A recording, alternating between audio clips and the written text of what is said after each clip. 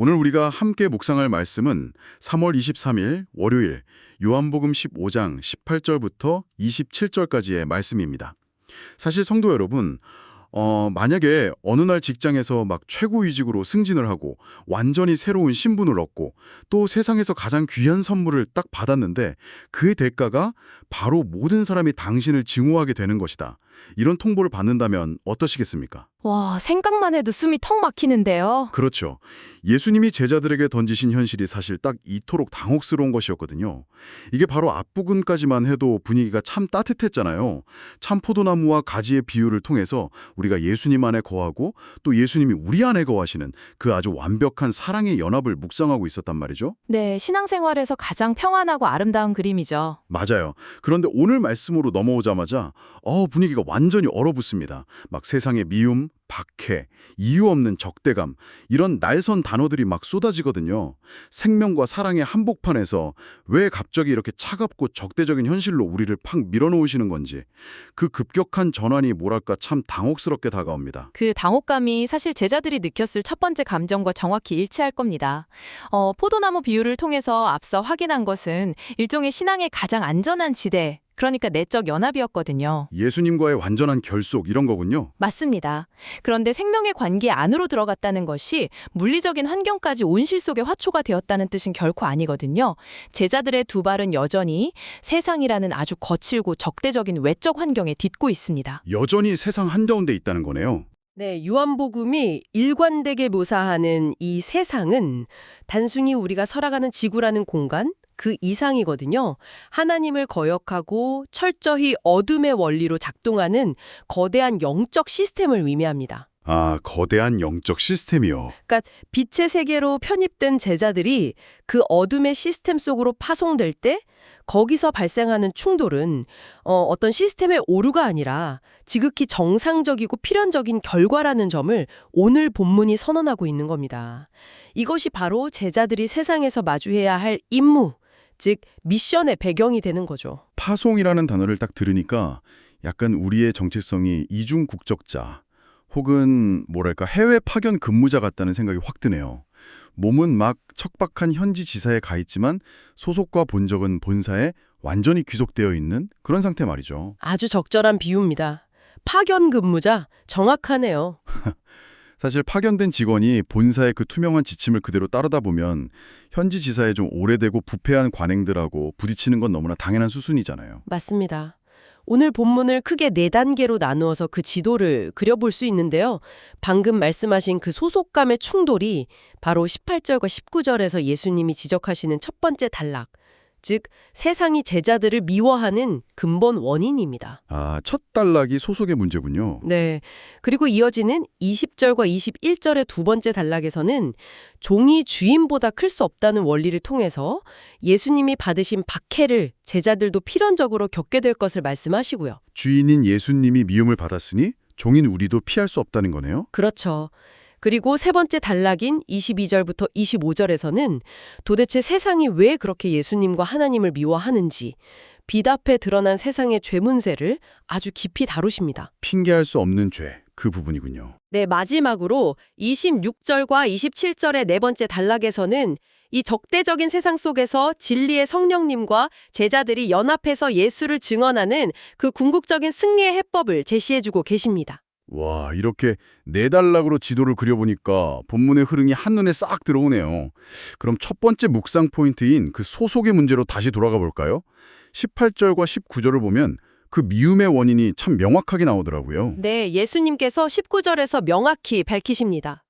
너희가 세상에 속하였으면 세상이 자기의 것을 사랑할 것이나 너희는 세상에 속한 자가 아니요 도리어 내가 너희를 세상에서 택하였기 때문에 세상이 너희를 미워하느니라 이렇게 말씀하시죠. 택하였기 때문에 미워한다. 참 역설적이네요. 그러니까 세상이 제자들을 핍박하는 진짜 이유가 제자들이 갑자기 막 도덕적으로 무능해지거나 사회성이 떨어져서가 아니라는 겁니다. 그럼요. 그들의 소속표가 완전히 바뀌었기 때문이죠. 사실 세상은 원래 제자들을 자기의 것으로 여겼거든요. 아, 예종에는 우리도 그 어둠에 속해 있었으니까요. 맞습니다. 제자들도 전에는 어둠의 방식을 즐기고 그 시스템 안에서 안주하던 자들이었죠. 그런데 예수님이 그들을 거기서 콕 집어서 빼내신 겁니다. 어둠의 관점에서는 자기 식구를 빼앗긴 거네요. 정확합니다. 자신들의 소유를 빼앗긴 것이고 제자들은 그 시스템을 이탈한 배신자 혹은 낯선 자들이 된 격이죠. 그 낯설음이 맹렬한 적대감으로 변하는 겁니다. 어둠의 시스템에서 이탈했다는 그 사실 하나만으로 그렇게 엄청난 미움의 대상이 된다는 게 사실 현실을 살아가는 성도님들 입장에서는 참 두렵게 다가오거든요.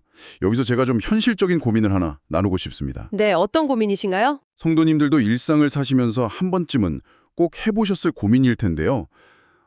그렇다면 우리가 세상에서 무조건 미움을 받아야만 신앙생활을 제대로 하고 있는 걸까요? 그러니까 세상 모든 사람을 적으로 돌려야 합니까? 가끔 주변을 보면 직장 동료들이나 이웃 관계에서 약간 의도적으로 무례하게 행동하고 계속 불화를 일으키면서 그걸 내가 예수님께 속했기 때문에 받는 거룩한 핍박이다. 이렇게 포장하는 경우도 종종 보게 되거든요. 정말 날카롭고 또 목회적으로 아주 중요한 지적을 해주셨습니다. 우리가 이 본문을 읽으면서 가장 경계해야 할 태도 중 하나가 바로 세상을 향해서 무조건 나를 세우고 적대적으로 대하는 그 이분법의 함정에 빠지는 겁니다. 이분법의 함정이요? 네, 20절 하반절을 아주 주의 깊게 보셔야 하는데요. 예수님은 사람들이 나를 박해하였은즉 너희도 박해할 것이요 라고 하신 바로 다음 순간에 내 말을 지켰은즉 너희 말도 지킬 것이라 라는 놀라운 말씀을 딱 덧붙이십니다. 너희 말도 지킬 것이다. 이 부분이 참 위로가 되네요. 맞습니다. 이 말씀이 우리 신앙의 완벽한 균형추 역할을 해줍니다. 세상에는 분명히 빛을 미워하고 우리를 맹렬히 핍박하는 자들도 존재하지만 동시에 우리가 전하는 말씀을 듣고 마음을 열어서 영접할 사람들도 반드시 존재한다는 희망을 주시는 거죠. 박해의 가능성만큼이나 그 영접의 가능성도 열려 있다는 거군요. 사실 생각해보면 요한복음 3장 16절에 하나님이 세상을 이처럼 사랑하셨다는 그 엄청난 은혜의 선언 속 세상과 오늘 본문에서 제자들을 미워하는 이 세상이 결국은 같은 공간이고 같은 대상이잖아요. 그렇죠. 완전히 동일한 대상입니다. 이 두 가지 현실을 동시에 안고 살아간다는 게 진짜 팽팽한 긴장감을 요구하는 일 같습니다. 긴장감을 견뎌내는 것이 제자도의 핵심이라고 할 수 있습니다. 세상은 끊임없이 제자들을 밀어내고 거부하겠지만 제자들의 입장에서 세상은 여전히 포기할 수 없는 선교의 대상이고 또 사랑과 섬김의 대상이어야 하거든요. 믿다고 그냥 확 등져버리면 안 되는 거군요. 네, 세상에 믿다고 도피하거나 교회 안에서 우리끼리만 고립되어서는 안 됩니다. 자신들을 핍박하는 그 세상 한가운데로 걸어 들어가서 박해와 영접이라는 그 팽팽한 긴장 속에서 진리를 타협하지 않고 묵묵히 걸어가는 것. 그것이 바로 예수님이 제자들에게 요구하시는 참된 미움받을 용기인 거죠. 미움받을 용기. 정말 와닿는 표현입니다. 자, 그렇다면 우리가 그 미움받을 용기를 가지고 세상 속으로 쑥 들어갔을 때 도대체 무슨 일이 벌어지기에 세상에 그토록 분노하는지 그 내막이 이제 두 번째 묵상 포인트인 22절 이하에 아주 적나라하게 나오잖아요. 네, 죄 문제에 대한 선언이죠. 예수님이 내가 와서 그들에게 말하지 아니하였더라면 죄가 없었으려니와 지금은 그 죄를 핑계할 수 없느니라 이렇게 아주 단호하게 선언하시는데요. 이게 들으면 들을수록 예수님의 존재 자체가 세상의 죄를 폭로하는 어떤 트리거가 되었다 이런 뜻으로 들립니다. 정확히 보셨습니다. 어둠의 가장 큰 특징 중 하나가 빛이 오기 전까지는 자신의 실체를 전혀 모른다는 거죠? 전혀 모릅니다. 유대 종교 지도자들을 비롯해서 당시 세상은 스스로 꽤 훌륭한 윤리와 율법 체계를 가지고 완벽하게 살고 있다고 착각했거든요. 자기들은 의롭다고 믿었던 거네요. 그렇죠. 그런데 절대적인 기준점, 즉 참된 빛이신 예수님이 그 어둠의 시스템 안으로 뚫고 들어오신 겁니다. 예수님은 인간의 역사 속에서 아무도 하지 못했던 일, 오직 하나님 아버지만이 하실 수 있는 생명과 구원의 일들을 직접 행하셨잖아요. 표적들을 통해서 명백히 보여주셨죠. 맞습니다. 그 압도적인 빛 앞에서 세상이 겹겹이 숨기고 아주 예쁘게 포장해 두었던 그 추악한 본질, 즉 하나님을 근원적으로 거역하고 있는 그 영적인 죄가 백일하에 낱낱이 드러난 것이죠. 더 이상 자신들의 무지나 선함을 핑계댈 수 없게 되어버린 겁니다. 사실 제가 이 대목을 묵상하다 보면 아주 오랫동안 청소를 한 번도 안 한 어두컴컴한 창고, 약간 그런 이미지가 떠오르더라고요. 어두컴컴한 창고요? 재밌네요. 네, 그동안은 방이 어두우니까 사람들이 그냥 대충 깨끗하겠거니 믿고 살았던 거죠. 그런데 누군가 갑자기 수만 촉광에 아주 강력한 조명을 그 방 한가운데 탁 켜버린 겁니다. 먼지가 장난 아니게 보이겠는데요. 그렇죠. 빛이 확 비치니까 공기 중에 떠다니는 먼지부터 막 구석에 쌓인 오물들까지 눈 뜨고 볼 수 없을 만큼 너무 적나라하게 다 드러나는 거예요. 그런데 여기서 아주 중요한 사실은 그 발견 조명이 방의 먼지를 새로 만들어낸 게 아니라는 점이거든요. 아, 원래부터 있던 더러움을 그저 사실대로 비추었을 뿐이라는 거군요. 네, 맞아요. 그런데 사람들은 방을 청소할 생각은 안 하고 눈부시다. 왜 우리의 폐회를 깨트리냐? 이러면서 그 조명 자체를 돌로 쳐서 깨버리려고 막 달려드는 거죠. 빛이 켜졌을 때 세상에 보인 반응이 딱 이렇지 않습니까? 죄의 본질과 세상의 바늘을 보여주는 아주 완벽하고 정확한 그림입니다. 정말 빛이 죄를 창조한 게 아니거든요. 예수님이 악해서 세상에 미워한 것이 아니라 자신들의 악함이 더 이상 숨을 곳 없이 폭로되는 그 수치심을 견딜 수가 없었던 겁니다. 그 수치심이 분노로 바뀐 거네요. 네, 여기서 요한복음 특유의 아주 뼈아픈 신학적 아이러니가 하나 등장하는데요. 25절을 유심히 보시면 예수님께서 유대인들이 그토록 맹신하던 구약의 율법, 특히 시편 35편이나 69편에 등장하는 그들이 이유 없이 나를 미워하였다라는 구절을 인용하십니다. 유대인들은 사실 자기들이 그 율법을 가장 완벽하게 지키고 수호하고 있다고 자부하던 사람들이잖아요. 맞습니다. 그들은 자신들이야말로 율법의 철저한 수호자라고 굳게 믿었지만 정작 그들이 목숨처럼 여겼던 바로 그 율법이 지금 하나님의 아들을 이유 없이 미워하고 있는 그들의 맹목적인 죄악을 고발하는 아주 명백한 증거자료가 되어버린 겁니다. 와, 자기가 믿던 율법에 자기가 정죄당하는 꼴이네요. 그렇죠. 하나님의 말씀을 가장 잘한다고 자부하건 자들이 율법의 실체이신 분을 배척함으로써 자신들이 영적 맹인이라는 사실을 율법의 이름으로 스스로 증명해버린 아주 비극적인 사건입니다. 참 자신들의 더러움을 치우는 대신에 그 조명, 빛을 깨뜨려버리는 쪽을 택한 거군요. 그렇게 세상은 결국 진리의 빛이신 예수님을 십자가라는 가장 끔찍한 방식으로 깨뜨려버렸습니다. 네, 가장 비극적인 순간이죠. 세상의 적대감이 막 최고조에 달해서 결국 예수님을 죽였으니 얼핏 보면 어둠이 완벽하게 승리한 것처럼 보이거든요. 제자들 입장에서는 조명이 깨졌으니까 또다시 칠흑 같은 어둠 속에 덩그러니 남겨진 셈이고요. 제자들의 절망감이 이루 말할 수 없었겠죠. 그러니까 제 질문은 이 핑계할 수 없는 세상의 거대한 죄악과 맹렬한 적대감 앞에서 제자들이 도대체 무슨 수로 견뎌낼 수 있느냐는 겁니다. 진리는 이대로 그냥 소멸해버리는 건가요? 결코 그렇지 않습니다. 바로 이 지점, 가장 절망적으로 보이는 바로 이 순간에 예수님은 이 세상의 미움과 박해를 완전히 뒤집어 엎을 완벽한 대책이자 최종적인 승리의 선언을 하십니다. 세 번째 묵상 포인트인 그 해결책이 드디어 나오는군요. 네, 바로 26절에 등장하는 보혜사 성령님의 강림입니다. 예수님께서 내가 아버지께로부터 너희에게 보낼 보혜사, 곧 아버지께로부터 나오시는 진리의 성령이 오실 때에 그가 나를 증언하실 것이요 라고 아주 장엄하게 선포하십니다. 성령님이 증언하신다. 여기서 우리는 성령님이 어떤 분이신지 그분의 기원과 역동성에 아주 깊이 주목해야 합니다. 십자가에서 예수님이 죽으셨다고 해서 결코 진리가 묻히는 것이 아니거든요. 제가 듣기로는 원문을 보면 그 성령님의 기원과 방향성이 아주 강력한 단어로 표현되어 있다고 들었습니다. 네, 헬라어 원문을 보면 그 의미가 훨씬 생생하게 다가오는데요. 먼저 아버지께로부터라는 뜻을 가진 파라투 파트로스라는 표현이 한 구절 안에서 2번이나 반복됩니다. 파라투파트로스? 네, 이것은 성령님의 기원이 완벽히 창조주 하나님 아버지께 있다는 사실을 아주 쐐기 박듯이 선언하는 겁니다. 그리고 나오시는에 해당하는 동사가 에크포리오마이인데요. 에크포리오마요? 이 단어는 마치 아주 거대한 생수의 강물이 그 발원지에서 터져나와서 거침없이 세상을 향해 뻗어나가는 것 같은 매우 강력하고 압도적인 전진의 뉘앙스를 담고 있습니다. 호스트 파라트 파트로스와 에크포리오마이라 그러니까 이게 단순히 어떤 신비로운 영적인 기운이나 마음이 따뜻해지는 위로의 감정이 제자들 마음속에 스며든다 이런 정도의 나약한 차원이 절대 아니군요. 전혀 아닙니다. 아주 우두적이고 강력한 선포죠. 아까 저희가 파견 근무자 이야기 했었잖아요. 현지 지사에서 파견 직원을 막 핍박하고 고립시키려고 할 때 본사 회장님으로부터 직접 전권을 위임받은 특별감사관이 그것도 엄청나게 거침없는 기세로 현지 지사를 향해 파견되는 약간 그런 장면이 연상됩니다.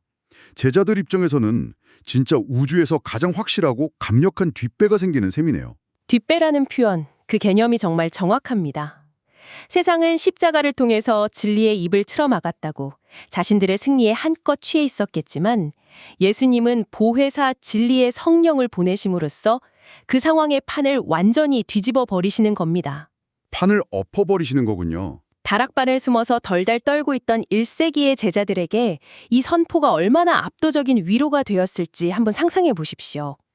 세상이 아무리 그들을 죽이려 들고 제국이 핍박을 가해도 그들 안에는 만물의 창조주이신 아버지께로부터 거침없이 나오시는 진리의 영이 함께하십니다. 정말 든든하네요. 그 성령께서 이 적대적인 세상 한가운데 친히 강림하셔서 예수님이 참된 하나님의 아들이시며 유일한 구원자이심을 가장 압도적인 방식으로 증언하시기 시작하는 겁니다. 제자들은 이제 방어전을 치르는 것이 아니라 성령님과 함께 공격전을 치르게 되는 것이죠. 와, 창조주로부터 발원해서 세상을 향해 거침없이 전진하시는 진리의 성령님. 그 본질을 이렇게 묵상하니까 세상의 미움 앞에서 가졌던 본능적인 두려움이 진짜 눈 녹듯이 사라지는 기분입니다. 아멘입니다. 그런데 목사님, 여기서 아주 본질적인 질문이 하나 생기는데요. 진리의 성령님이라는 이렇게 완벽하고 거침없으며 흠이 없는 최고의 증인이 직접 오셔서 증언을 하신다면 굳이 왜 불완전한 제자들의 증언이 또 필요한 것일까요? 아주 핵심을 찌르는 질문이시네요. 27절을 보면 예수님이 너희도 처음부터 나와 함께 있었으므로 증언하느니라 라고 하시잖아요. 아니, 완벽한 신성한 스피커가 곁에 딱 있는데 왜 고장나기 쉽고 노이즈가 끼기 쉬운 우리 같은 연약한 인간을 굳이 스피커로 병행해서 사용하시는지 그 영적인 원리가 정말 궁금합니다. 그 질문이야말로 오늘날 우리가 교회로서 그리고 세상 속의 성도로서 존재하는 이유를 묻는 아주 중요한 질문입니다. 사실 전능하신 성령님은 혈혈단신으로 홀로 일하시면서 막 하늘에서 불을 내리시거나 사람들의 마음을 직접 타격해서 세상을 단번에 굴복시키실 수도 있거든요. 네, 충분히 그러실 수 있는 분이죠. 하지만 성경에 일관되게 보여주는 놀라운 영정 원리는 성령님께서 대개 홀로 일하지 않으시고 자신이 거처로 삼으신 성전, 곧 제자들과 믿음의 공동체라는 이 인격적인 통로를 통해서 세상에 말씀하기를 기뻐하신다는 정의입니다. 완벽하신 영이 굳이 불완전한 육신을 입은 인간의 상과 목소리를 뚫고 나오시면서 동역하신다는 거군요. 그렇습니다. 우리 성도님들의 일상적인 삶의 방식, 고난 속에서도 인내하는 모습, 때로는 손해를 감수하면서도 끝내 진리를 선택하는 그 치열한 삶 자체가 성령님이 세상을 향해 틀어놓으시는 거대한 스피커가 되는 것입니다. 삶이 스피커가 된다. 멋진 말이네요. 더욱이 27절에 처음부터 나와 함께 있었으므로 라는 조건은 기독교 신앙의 가장 중요한 토대인 역사성을 담보해 줍니다. 역사성이요. 네, 이것은 훗날 사도행전에서 가룟 유다를 대신할 사도를 뽑을 때 베드로가 제시했던 자격 조건과도 정확히 일치하죠. 기독교는 단순히 허공에 떠 있는 어떤 영적인 깨달음이나 철학의 종교가 아닙니다. 예수님의 공생애와 십자가, 부활이라는 역사적 팩트에 확고히 기반을 두고 있죠. 제자들이 그 모든 것을 두 눈으로 직접 본 증인들이니까요. 맞습니다. 즉, 성령님의 신적인 내적 증언과 모든 것을 눈으로 보고 직접 겪은 제자들의 역사적이고 경험적인 증언이 완벽하게 결합할 때 세상의 어떠한 거짓 논리나 박해도 뚫어낼 수 있는 가장 입체적이고 강력한 진리의 증언이 완성되는 것입니다. 신적 증언과 역사적 증언의 결합이군요. 제자들은 스스로는 연약한 겁쟁이들이었지만 이 진리의 성령과 연합했을 때 기꺼이 죽음의 자리까지 나아가는 담대한 증인으로 완전히 재창조될 수 있었던 겁니다. 오릴라는 이 깊은 묵상의 여정을 통해서 우리가 왜 세상과 불화할 수밖에 없는지, 그리고 그 불화 속에서도 어떻게 담대할 수 있는지 그 놀라운 영적 원리를 아주 명확히 발견하게 됩니다. 소속이 완전한 빛으로 옮겨졌기 때문에 어둠인 세상으로부터 겪게 되는 그 낯설음과 미움, 네, 피할 수 없는 현실이죠. 그리고 빛이 비칠 때 자신들의 감춰둔 죄가 낱낱이 드러나는 것을 견디지 못하는 세상의 분노. 하지만 그 치열한 영적 전투의 한가운데에서 아버지께로부터 거침없이 나오시는 진리의 성령님이 우리의 가장 강력한 뒷배가 되어주시고 또 우리의 연약한 삶을 통로 삼아서 예수님을 증언하신다는 이 장엄한 진리가 참으로 가슴을 벅차게 합니다. 정말 아멘입니다. 우리가 일상에서 진리의 말씀을 붙들고 살아가려 할 때 마주하게 되는 수많은 크고 작은 마찰음들과 불편함들은 결코 우리가 신앙생활에 실패하고 있다는 뜻이 아니라 오히려 우리가 빛의 자녀로서 영적 전투를 아주 제대로 치러내고 있다는 영광스러운 훈장일 것입니다. 자, 이제 이 말씀을 묵상하시는 성도님들의 일상으로 제가 질문을 한번 돌려보겠습니다. 네. 여러분은 지금 두 발을 딛고 살아가는 일터와 가정, 그리고 어둠이 짙게 깔린 이 세상 속에서 혹시 사람들에게 미움받는 것이 두려워서 은근슬쩍 조명의 불빛을 겉옷으로 가린 채 숨어 계십니까? 아니면 박해와 미움을 기꺼이 감수하는 그 미움받을 용기를 안고 내 안에서 거침없이 일하시는 진리의 성령님과 함께 담대히 예수님을 증언하는 영광스러운 생명의 스피커로 살아가고 계십니까? 자비로우신 하나님 아버지, 어둠이 짙은 세상 속에서 빛이신 예수 그리스도께 속한 자로 우리를 먼저 택하여 주심에 깊은 감사를 드립니다. 생명의 관계 안으로 들어온 우리가 세상으로부터 겪게 되는 조롱과 이유 없는 미움 앞에서도 결코 위축되거나 뒤로 물러서지 않게 하옵소서. 빛을 두려워하여 우리의 정체성을 타협하고 숨기는 비겁한 자가 되지 않게 하시고 오히려 우리 안에 생생하게 거하시며 아버지께로부터 거침없이 나아오시는 진리의 성령님을 온전히 힘입어 담대하게 나아가게 하옵소서. 우리를 핍박하는 세상 한가운데서도 여전히 십자가의 사랑으로 품어야 할 영혼들을 바라보는 긍휼의 마음을 잃지 않게 하시고 핑계할 수 없는 세상의 죄 앞에서 오직 십자가의 은혜와 부활의 승리만을 선명하게 증언하는 삶이 되게 하여 주시옵소서. 연약한 우리의 삶을 통로 삼아 위대한 복음의 진리를 선포하시는 주님을 찬양하오며 예수님의 이름으로 기도합니다. 아멘.